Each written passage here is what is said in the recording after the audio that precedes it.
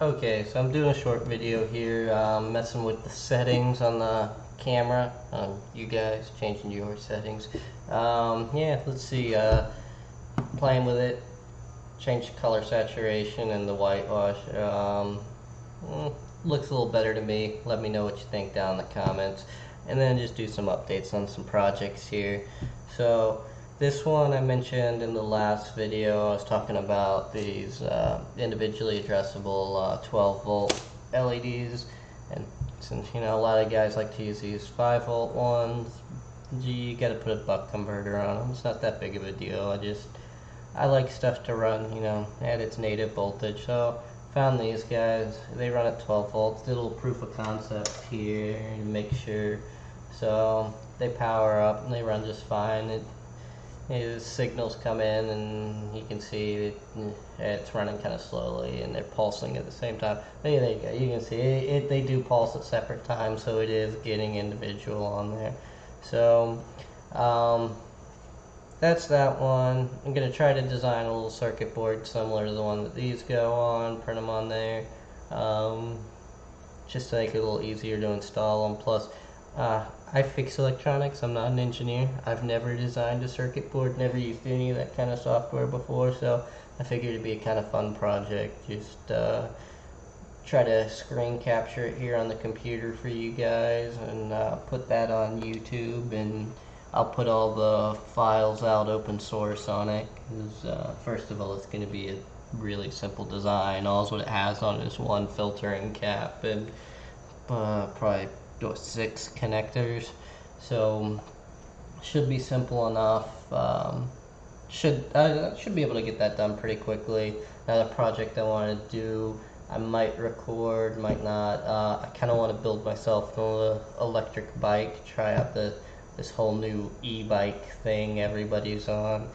I just figured it'd be fun, and it's a kind of cheap kit. It's $150 for a kit on eBay, so I can mess around with that, see how that goes, see if I can burn down the house or whatever with it, who knows. That's it on my projects I got going on right now. Another thing you might see a video on here soon in the future is I might get an amplifier up here on the workbench and actually show it to you guys. One of the guys I do some amplifier repair for has got a couple he wants to drop off this week, one of which is a TAR amp 3000 HD. I'm really familiar with those. I've repaired 2, I've looked at a couple other ones, so pretty familiar with that one. So I might show it on here. It's not one I'm too uncomfortable with. It's not something I'm going to open up and be like, oh, I don't know what the inside of this looks like. Another one, I mentioned it in the comment section of one of my other videos. Let me see if I can find it again.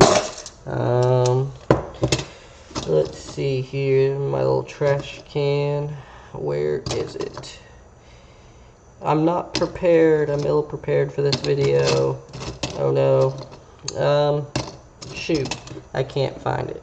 But it is a MCR M1109 stepper motor that I found in a Dorman refurbished cluster, which was interesting to me because last time I did a Dorman, it had the X25s in it. Yeah, I know it's an older one, but yeah, so I thought that was interesting. It was a new stepper motor I hadn't run into before, and I got on AliExpress and saw that, hey, you can find those for about $1.09 a piece, which is pretty cheap for if you're trying to do it yourself, just trying to fix your own. I probably won't be ordering them anytime soon because they didn't feel as rugged as the X27s, I guess. I don't know. You could feel the gear. It didn't have a good feel. So probably nothing wrong with it. Just something I didn't like about it. All of them were still working in it. What was wrong with his cluster was it just had the intermittent powering issues where a couple of the resistors had come loose. It was weird though. It had definitely been reflowed before, so I don't know, maybe this truck has a rough life off-roading or something. Not sure why it cracked the solder joint again, because normally once they've been reflowed, they're good to go and you don't have problems anymore with that. So it was a kind of interesting rebuild. Like when he brought it, I was like, oh, there's nothing wrong with you. It's something wrong with your truck. There's no way. Got into it, and sure enough, you know, I could push on the resistors and they'd turn on and off. So yep, they had the common issue. I was surprised because it was clearly reflow before. It did look like lead-free solder, so you know, maybe it's just they weren't using the good stuff in there. You know, you got to get that good and nice and toxic lead solder in there. You know, it's good for the environment. So yeah, talked about these. Talked about the instrument cluster and the projects. I think that covers it. Yeah, that's all I was planning on talking about in this video. It's just a little quickie for you guys, trying to let you know I'm here thinking about you. So hopefully you liked it. You can give me a little like, give it, there we go, thumbs up, a like, or a thumbs down if you didn't. It's up to you. And if you liked it, maybe you should subscribe, see some more of this stuff. Alright, y'all have a good evening.